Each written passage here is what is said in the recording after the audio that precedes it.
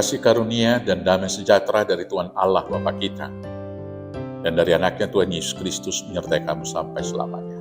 Amin. Selamat pagi saudaraku, mari kita melakukan semua aktivitas yang baik hari ini. Dipimpin firman-Nya dari Yeremia 31 ayat 20. Demikian firman Tuhan. Anak kesayangankah gerangan Efraim bagiku, atau anak kesukaan? Sebab setiap kali aku menghardik dia, tak putus-putusnya aku terkenang kepadanya. Sebab itu, hatiku terharu terhadap dia, tak dapat tidak, aku akan menyayanginya. Demikian firman Tuhan. Bapak Ibu Saudaraku yang terkasih dalam Yesus Kristus, ketika kita menghadapi penderitaan, menghadapi kesulitan, menghadapi pergumulan, kita merasa bahwa Tuhan tidak sayang kepada kita. Atau analoginya ketika kita dimarahi orang tua, diingatkan orang yang paling dekat bagi kita, kita merasa bahwa kita tidak dikasihi, tidak disayangi, tidak didukung. Tetapi sesungguhnya orang yang mau mengkritisi, orang yang mau mengingatkan kita, bahkan yang memukul kita, itulah orang yang mengasihi. Itulah yang dikatakan oleh Tuhan kepada umat Israel secara khusus kepada Yeremia.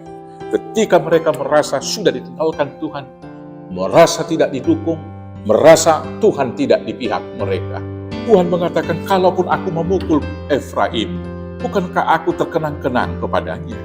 Kalaupun aku menghardik dia, memarahi dia, hatiku senantiasa ingat akan dia. Bukankah aku tidak mengasihinya? Nah, demikianlah juga kasihnya terhadap kita umat manusia. Karena begitu besar kasih Allah akan dunia ini sehingga dia telah mengaruniakan anaknya yang tunggal. Itu yang disaksikan dalam Injil Yohanes. Dan itu yang terjadi setelah manusia jatuh ke dalam dosa. Dalam perjanjian yang pertama Adam melanggarnya, maka Tuhan membuat perjanjian yang baru. Itulah yang dilakukan di dalam Tuhan Yesus. Dan itu yang dinubuatkan dalam Yeremia ini. Kalau kita baca itu dalam Yeremia 31 ini ayat 1 sampai 40, maka kita akan membaca judul perikopnya adalah perjanjian baru. Dalam perikop ini Tuhan menjanjikan dan menubuatkan akan masa yang baru yang Tuhan berikan kepada umat Israel dan kepada orang percaya. Yaitu kita melihat pertama sekali di ayat 4, Tuhan akan membangun Israel kembali.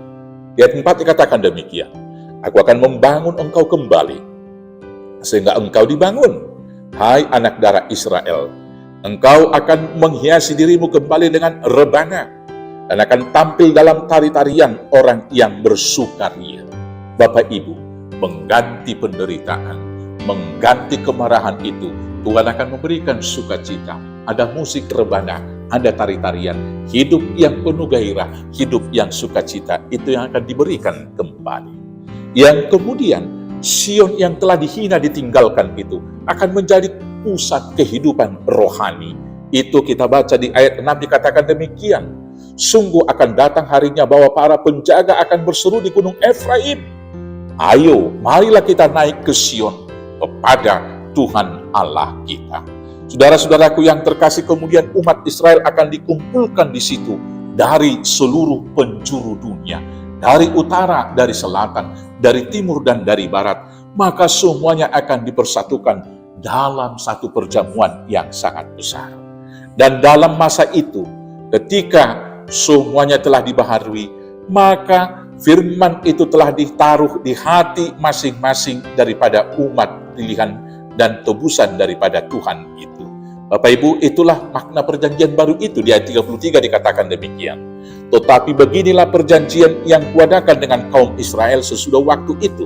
Demikianlah firman Tuhan. Aku akan menaruh Tauratku dalam batin mereka dan menuliskannya dalam hati mereka. Maka aku akan menjadi Allah mereka dan mereka akan menjadi umatku. Taurat, firman Tuhan yang sudah diukir dalam loh hati kita.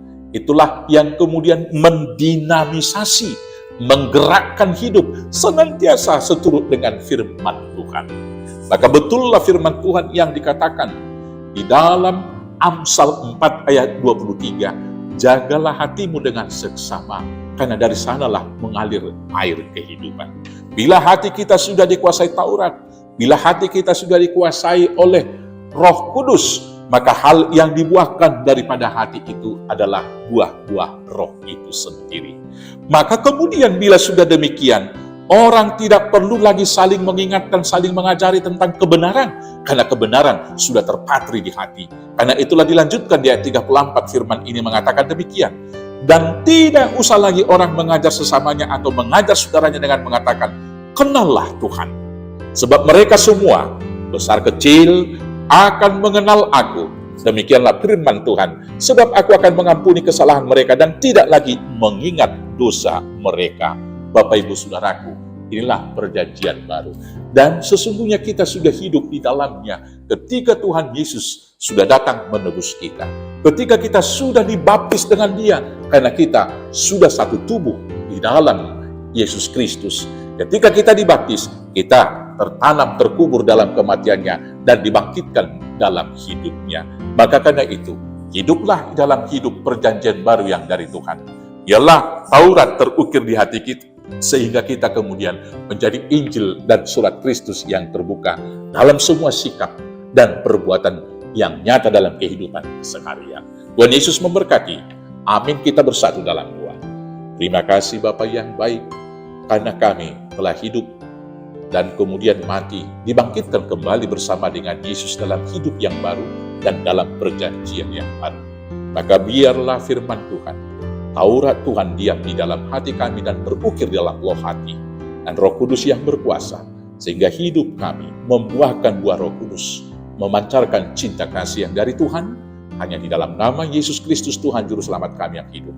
Amin. Selamat beraktivitas, Tuhan Yesus memberkati. Horas, horas, horas.